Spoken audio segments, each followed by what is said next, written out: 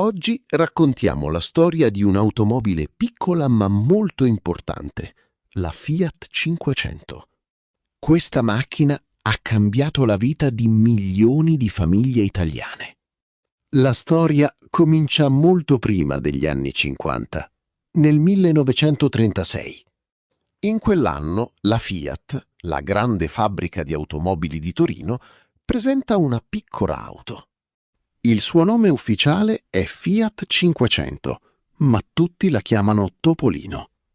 La Topolino è carina, ma costa ancora troppo per un operaio.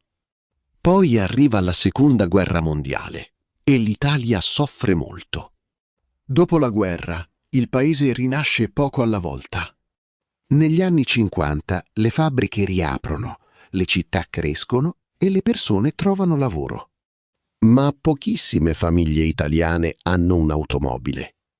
La macchina è un oggetto di lusso solo per le persone ricche. La gente normale va a piedi, in bicicletta o con lo scooter. In quegli anni 2 scooter famosi, la Vespa e la Lambretta, girano per le strade. Ma uno scooter ha un problema. Quando piove ti bagni. E con uno scooter non puoi portare tutta la famiglia. La Fiat capisce questo bisogno delle persone. Serve una macchina piccola, economica e adatta a tutti. Il progetto della nuova macchina è di un ingegnere molto bravo, Dante Giacosa. Giacosa lavora con un'idea chiara: togliere tutto quello che non serve. Ogni pezzo inutile costa soldi e la macchina deve costare poco. Finalmente arriva il grande giorno, il 4 luglio 1957. A Torino la Fiat presenta la nuova 500. Centinaia di piccole macchine girano per le strade della città. La gente si ferma sui marciapiedi e guarda con curiosità. La macchina è davvero piccola, quasi buffa, ma tutti la trovano simpatica. Il nome ufficiale è Nuova 500, ma presto tutti dicono solo 500. Il prezzo è la vera notizia, circa 490.000 lire. È ancora una somma importante, quasi un anno di stipendio di un operaio. Ma per la prima volta un'automobile sembra un sogno possibile. All'inizio le vendite sono lente perché la prima versione è troppo semplice. La Fiat allora abbassa il prezzo e migliora la macchina. Da quel momento la 500 diventa un grande successo. Sono gli anni del boom economico, cioè un periodo di crescita economica veloce. Gli stipendi salgono e le famiglie possono comprare cose nuove. Prima arrivano il frigorifero e la televisione, poi arriva la macchina.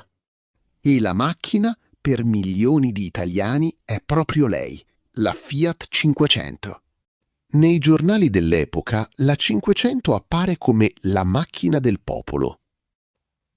Anche la pubblicità mostra famiglie felici e sorridenti dentro la piccola auto. Le prime 500 sono di colori chiari e allegri, come il bianco e l'azzurro. In pochi anni la 500 riempie le strade di tutta Italia. Dal nord al sud, la piccola macchina è dappertutto. Per molte famiglie, comprare la 500 è il primo grande acquisto della vita. Il giorno della consegna è una festa. Tutti i vicini escono per vederla. Ma perché la Fiat 500 è così piccola? La risposta si trova nelle strade delle città e dei paesi italiani. L'Italia è un paese antico, con borghi nati molti secoli fa. Un borgo è un piccolo paese storico, spesso sopra una collina. Nei borghi le strade sono strette, perché sono nate per le persone e i carri. Nessuno, secoli fa, pensava alle automobili. Anche le grandi città italiane hanno centri storici con vie molto strette. Una macchina americana degli anni 50 è lunga più di 5 metri. Una macchina così grande non passa in molti vicoli italiani. Il vicolo è una strada strettissima, tipica dei centri storici. Dante Giacosa pensa proprio a questo problema quando disegna la 500. La Fiat 500 è lunga meno di 3 metri. È anche stretta, circa 1,30 metri. Con queste dimensioni la 500 passa quasi dappertutto. Entra nei vicoli, gira nelle piazze piccole e sale per le strade ripide. E poi c'è un altro grande vantaggio: parcheggiare è facilissimo. Parcheggiare significa lasciare la macchina in uno spazio libero lungo la strada. Nelle città italiane lo spazio è sempre poco. Ma per la 500 basta uno spazio minimo tra due macchine. Alcuni proprietari, con la macchina così leggera, la spostano quasi a mano. La 500 pesa infatti solo circa 500 kg. Una macchina moderna può pesare anche 3 volte di più. Dentro, la 500 è piccola, ma intelligente. Ci sono 2 posti davanti e un piccolo divanetto dietro. Il divanetto è un sedile semplice, senza divisioni. In teoria viaggiano 4 persone, in pratica spesso di più. Negli anni 60 le famiglie sono numerose e nessuno vuole restare a casa. Lo spazio per i bagagli è davanti, sotto il cofano. Il cofano è il coperchio di metallo nella parte anteriore della macchina. Il motore, infatti, non sta davanti, sta dietro. Questa scelta lascia più spazio libero per le persone. Il tetto poi ha una sorpresa. Si apre. Una parte del tetto è di tela e si può arrotolare indietro. La tela è un tessuto forte, come quello delle tende. Questo tetto aperto non è solo per il sole. La tela costa meno del metallo, quindi la macchina costa meno. Ogni dettaglio della 500 nasce così, piccolo, semplice ed economico. Le dimensioni ridotte non sono un limite, sono la sua forza. La piccola macchina è perfetta per il paese che l'ha creata. Guidare la 500 in città è comodo anche per chi ha poca esperienza.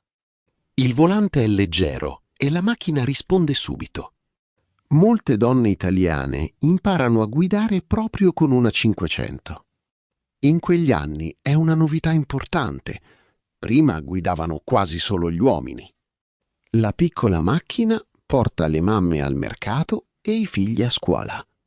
Porta gli operai in fabbrica e gli studenti all'università. In una strada stretta di un borgo, la 500 passa senza problemi. Le macchine grandi, invece, devono spesso tornare indietro. Adesso parliamo della parte più importante della macchina, il motore. Il motore della 500 è famoso per una qualità precisa, la semplicità. È un motore piccolo, con solo 2 cilindri. Il cilindro è la parte del motore dove brucia la benzina. Le macchine normali di oggi hanno 4 o più cilindri. Il motore della prima 500 ha una capacità di circa 500 cm3. Da questo numero viene il nome della macchina. La potenza è molto bassa, all'inizio solo 13 cavalli. Il cavallo è l'unità di misura della potenza di un motore. Una macchina moderna piccola ha almeno 70 cavalli. Con 13 cavalli la 500 raggiunge circa 85 km all'ora. Non è veloce, ma negli anni 50 va benissimo così. Le strade sono piene di biciclette, carri e scooter lenti. Il motore ha un'altra caratteristica speciale: è raffreddato ad aria. Questo significa che l'aria, e non l'acqua, tiene fresco il motore. Così la macchina non ha bisogno del radiatore e di tanti tubi. Meno pezzi significa meno costi e meno riparazioni. Il motore sta dietro, sotto un piccolo cofano posteriore. Quando la 500 parte, si sente subito il suo rumore particolare. È un suono allegro che gli italiani riconoscono ancora oggi. La semplicità del motore ha un vantaggio enorme. Chiunque può ripararlo. Negli anni 60 molti italiani riparano la 500 da soli, nel cortile di casa. Bastano pochi attrezzi, un cacciavite, alcune chiavi e un po' di pazienza. Il cacciavite è l'attrezzo per girare le viti. Anche i meccanici amano questa macchina perché conoscono ogni suo pezzo. Il meccanico è la persona che ripara le automobili per lavoro. In ogni paese italiano c'è una piccola officina che sistema le 500. L'officina è il luogo di lavoro del meccanico. Poi c'è la questione dei consumi, importantissima per le famiglie. La 500 consuma pochissima benzina, con 1 litro fa quasi 20 chilometri. Negli anni 50 la benzina è cara per uno stipendio normale. Una macchina che consuma poco è quindi un vero aiuto per la famiglia. Anche il cambio è semplice, con 4 marce. La marcia serve per adattare il motore alla velocità della strada. Guidare la 500 richiede un po' di pratica, perché non ci sono aiuti moderni. Non c'è il servosterzo, non c'è l'aria condizionata, non c'è la radio. Ma proprio per questo la macchina costa poco e si rompe raramente. E quando si rompe, la riparazione è veloce ed economica. Milioni di italiani imparano così i primi segreti della meccanica. La 500 non è solo un mezzo di trasporto, aiuta anche a imparare la meccanica. Negli anni la Fiat migliora il motore poco alla volta. Le versioni più nuove arrivano fino a 18 cavalli. La velocità massima sale fino a circa 95 km all'ora. Ma l'idea di base resta sempre la stessa: un motore semplice e affidabile. Affidabile significa che una cosa funziona bene per molto tempo. Con la 500 nel garage, la vita delle famiglie italiane cambia davvero. Per la prima volta, milioni di persone possono partire quando vogliono. Prima degli anni 60, molti italiani non hanno mai visto il mare. Sembra strano, perché l'Italia ha migliaia di chilometri di costa. Ma senza automobile, il mare è lontano per chi vive in campagna o in montagna. Il treno costa e non arriva dappertutto. Adesso, con la piccola macchina, tutto diventa possibile. Il viaggio più amato è uno solo: le vacanze al mare. Immaginiamo una famiglia italiana in una mattina di agosto degli anni 60. Il papà si sveglia presto e prepara la macchina davanti a casa. La mamma prepara i panini e li mette in una borsa. I bambini portano il pallone, il secchiello e la palitta per la sabbia. I bagagli sono un problema perché lo spazio è poco. La soluzione è il portapacchi, una griglia di metallo montata dietro. Sul portapacchi la famiglia lega le valigie con le corde. La 500 parte piena. 4 persone, i bagagli e tanta felicità. Le strade verso il mare in agosto sono lunghe file di macchine. In quegli anni nasce anche l'Autostrada del Sole, finita nel 1964. Questa grande strada collega Milano a Napoli e attraversa mezza Italia. L'autostrada è una strada veloce, solo per le automobili. La piccola 500 non è veloce e in salita va molto piano. Sulle montagne dell'Appennino il motore piccolo lavora al massimo. A volte i passeggeri scendono e la macchina sale più leggera. Ma nessuno si arrabbia. Il viaggio è già una festa. Dentro la macchina si canta, si ride e si guarda il paesaggio. Con il tetto di tela aperto entra il vento caldo dell'estate. Poi, dopo ore di viaggio, arriva il momento più bello. Dietro una curva appare il mare, azzurro è immenso. I bambini gridano di gioia e il papà suona il clacson. Il clacson è lo strumento della macchina che fa un suono forte. Per molte famiglie questo è il primo incontro con il mare. Sono momenti che le persone ricordano poi per tutta la vita. In quegli anni nasce la tradizione delle vacanze di Ferragosto. Ferragosto è la festa del 15 agosto, molto importante in Italia. In quei giorni le città si svuotano e le spiagge si riempiono. Le località di mare, come Rimini, crescono e si riempiono di ombrelloni. L'ombrellone è il grande ombrello che protegge dal sole in spiaggia. La domenica, invece, la 500 porta le famiglie a fare le gite brevi. Si va al lago, in collina o a trovare i parenti in un altro paese. Anche i fidanzati usano la 500 per i loro primi viaggi insieme. Un giovane con la macchina può invitare la ragazza al cinema o al mare. Tante storie d'amore italiane sono cominciate sui sedili di una 500. Per questo tanti italiani parlano della 500 con un sorriso. La piccola macchina non trasporta solo persone, trasporta una nuova libertà.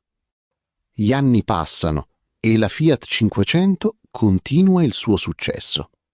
La produzione della 500 classica va avanti fino al 1975. In quasi 20 anni la Fiat produce circa 4 milioni di esemplari. L'esemplare è una singola macchina prodotta dalla fabbrica. È un numero enorme per l'Italia di quel tempo. Già nel 1959 la 500 riceve un premio importante, il Compasso d'Oro. Il Compasso d'Oro è il premio italiano più famoso per il design. Il design è l'arte di disegnare oggetti belli e utili. Il premio dice una cosa chiara: la 500 non è solo pratica, è anche bella. La sua forma rotonda e i fari tondi la fanno sembrare simpatica. Il faro è la luce davanti alla macchina. Molte persone dicono che la 500 sembra sorridere. Nel 1975 la produzione finisce, ma la storia non finisce. Le vecchie 500 restano sulle strade italiane per decenni. Molti proprietari non vogliono vendere la loro piccola macchina. La 500 passa dai genitori ai figli, come un ricordo di famiglia. Nascono i club dei collezionisti, con migliaia di persone appassionate. Il collezionista è una persona che conserva con cura oggetti speciali. Ogni estate, in molti paesi italiani, ci sono i raduni delle 500. Il raduno è un incontro di tante macchine uguali nella piazza del paese. I proprietari puliscono le loro 500 e le mostrano con orgoglio. Intanto la piccola macchina diventa famosa anche fuori dall'Italia. Nel cinema la 500 appare in tanti film italiani e stranieri. Nel mondo la 500 diventa un simbolo dell'Italia, come la pizza e la moda. Nel 2007, 50 anni dopo il lancio, la Fiat presenta una nuova 500. La nuova versione è moderna, ma la forma ricorda la macchina del 1957. Il successo è immediato, in Italia e all'estero. Oggi esiste anche una versione elettrica della 500. Nel 2017 arriva un riconoscimento straordinario dagli Stati Uniti. Il MoMA, il Museo di Arte Moderna di New York, accoglie una Fiat 500. La piccola macchina italiana entra così nella collezione di un museo famosissimo. Un'automobile nata per gli operai è ora considerata un'opera d'arte. Questa è forse la parte più bella di tutta la storia. La 500 non è nata per essere un oggetto di lusso. È nata per portare al lavoro, a scuola e al mare le famiglie semplici.